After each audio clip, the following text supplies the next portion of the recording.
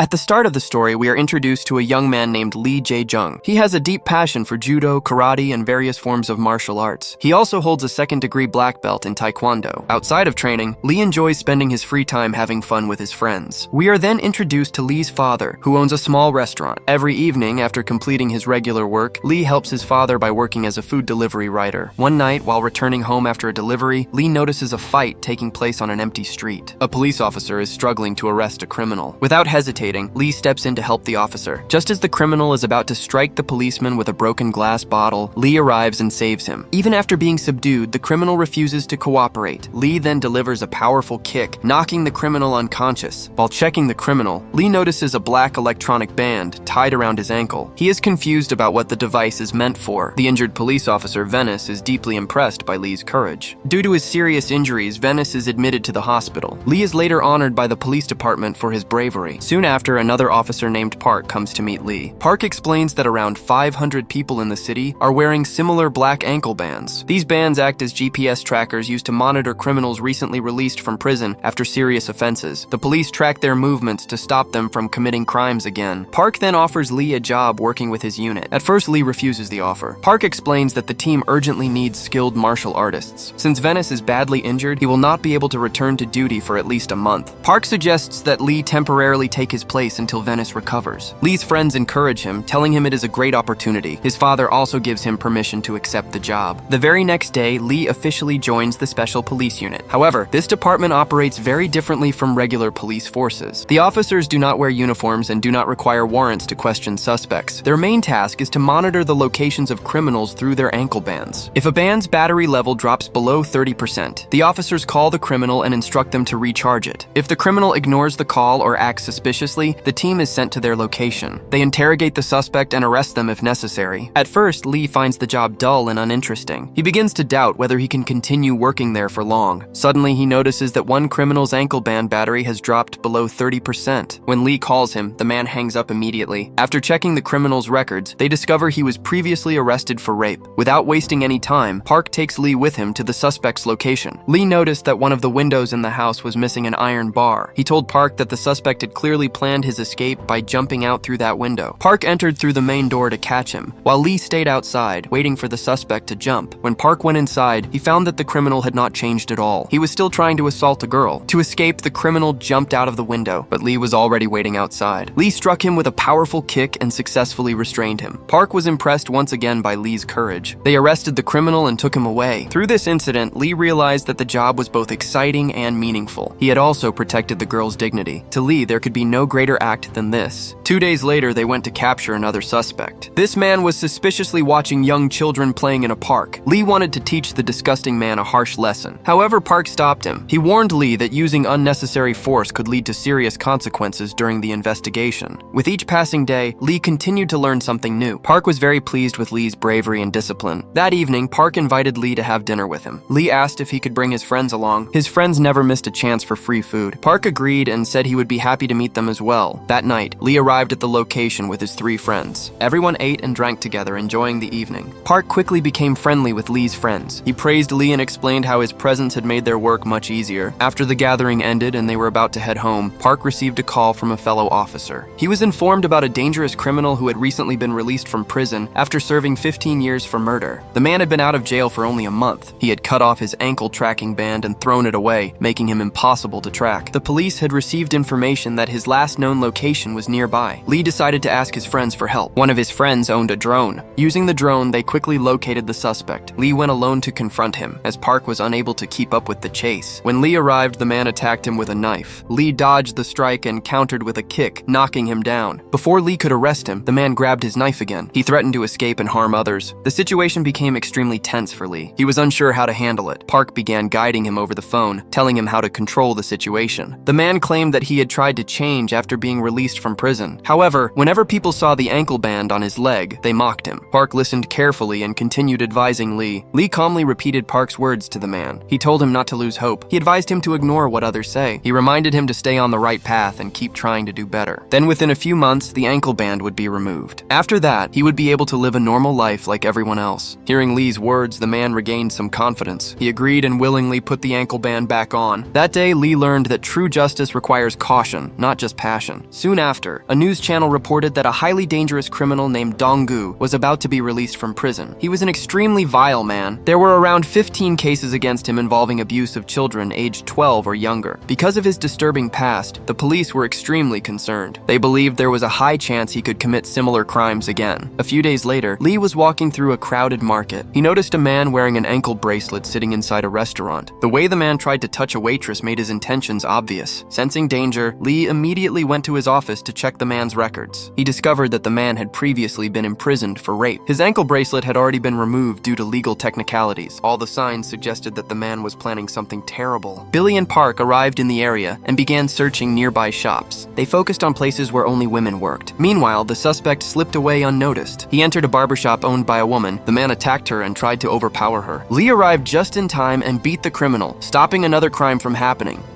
Later, a police meeting was held to decide which unit would monitor Dongu. Park confidently spoke up. He said that since their team had a brave officer like Lee, they should be assigned the responsibility. When Lee met Park afterward, he expressed his feelings honestly. He said that he truly loved this job and wanted to do it for the rest of his life. Park was extremely happy to hear this. Soon the day came when Dongu was released from prison. Lee and Park went to the prison to complete the ankle band procedure. After securing the tracking device on his leg, a police team escorted him home. Outside his residence, an angry crowd had gathered. People were shouting that someone like Dongu did not deserve freedom. Despite the protest, the police team left after dropping him off. Now, the biggest responsibility for Lee and his team was to keep Dongu under strict watch. One night, an old friend of Dongu secretly came to meet him. They went up to the rooftop of the building and began talking. Their conversation revealed deep resentment toward the police and the ankle band system. The friend's name was Rajar. A few years earlier, both of them had been imprisoned in the same jail. Rajar asked Dongu if he had thought about the offer mentioned in the letter. Dongu replied that he wanted to accept it. However, he admitted that the ankle band made him nervous. Rajar then told him not to fear the police. He assured him that they would handle everything. 2 days later, Lee noticed Dongu leaving his house and heading toward an upscale area. The building Dongu entered also had a coaching center for young children. Seeing this, Lee immediately followed him. Dongu went down to the basement and met Rajar along with his men. There he learned about their true plan. They were secretly filming obscene videos of children and uploading them to the dark web. They wanted Dongu to become part of their operation. For every video, he would receive a large amount of money. To them, it was nothing more than entertainment. Dongu showed no shame and accepted the offer without hesitation. Lee had followed Dongu to the location. However, the men were sitting inside a car with tinted windows. Lee could not see what was happening inside. He carefully noted the car's license number and left the area. Lee then called Park and informed him that he had lost track of Dongu. Park immediately called Dongu and asked about his current location. Dongu casually replied that he had gone out to eat noodles. Before Lee could reach him, Dongu entered a Thai restaurant. Dongu already knew he was being monitored. This time, he successfully misled the police. Later, Lee and Park were seen discussing the situation in the office. Lee pointed out that there were several Thai restaurants near Dongu's home. There was no reason for him to travel so far just to eat noodles. This made it clear that his visit to that building was intentional. Soon after, the injured officer whose life Lee had saved earlier was discharged from the hospital. He thanked Lee for saving him and gifted him a pair of gloves. With Venice back on duty, the team became even stronger. The next day, a 10-year-old girl was kidnapped while playing. Rajar showed Dongu the location where they planned to record the video. The police were quietly monitoring their movements. One night, when Dongu left his house, Lee secretly followed him. At the same time, the police received an alert about another criminal. His location had changed a few hours earlier, and his ankle band battery had dropped below 30%. Venice called the suspect to question him. The man responded with vague words and hung up the call. Park and Venice rushed to the location to confront him. However, it turned out to be a trap set by the gang. The suspect had gathered a large group of armed goons. A violent fight broke out between them. Meanwhile, Dongu had also planned a trap for Lee. While chasing him, Lee unknowingly fell into it. Several of Rajar's men were already waiting there to kill him. Dongu quickly escaped from the scene. Despite being outnumbered, Lee relied on his combat experience. Even together, the attackers were no match for him. Lee fought them fiercely and defeated every one of them. At the same time, Park and Venice found themselves in serious danger. They fought bravely against the gangsters. In the end, they managed to overpower most of them. However, both officers were badly injured during the violent clash. Meanwhile, after defeating all the goons, Lee chased Dongu to the location where the video was supposed to be filmed. As Lee reached the basement, he heard a girl screaming in fear. He immediately realized that the vile man, Dongu, was already inside. Lee tried repeatedly to open the door, door, but it would not budge. He rushed outside, broke a window, and entered the room. Inside, Dongu and his accomplice Rajar were both present. Lee attacked them fiercely without hesitation. However, as a police officer, Lee was not allowed to kill them. Taking advantage of this, the criminals struck back with a knife. Lee was severely injured during the struggle. Seeing an opening, Rajar managed to escape. Dongu, however, continued moving toward the terrified girl. Lee struck him with full force to stop him. At the same time, Dongu stabbed Lee, causing serious injuries. Soon, police sirens echoed in the distance. Dongu seized the moment and fled the scene. Lee saved the girl at the cost of his own life. Due to his injuries, he spent the next several days in the hospital. Lee's father was heartbroken after seeing his condition. He regretted ever allowing his son to take such a dangerous job. When Lee regained consciousness a few hours later, his first question was about Dongu. His senior officers informed him that Dongu had escaped. They also revealed that he had already removed his ankle tracking band. Park had suffered a serious neck injury. He would need to remain hospitalized for several months. Tragically, Venice lost his life due to excessive blood loss during the fight. Hearing this news shattered Lee. He had never imagined witnessing such loss and violence in his line of duty.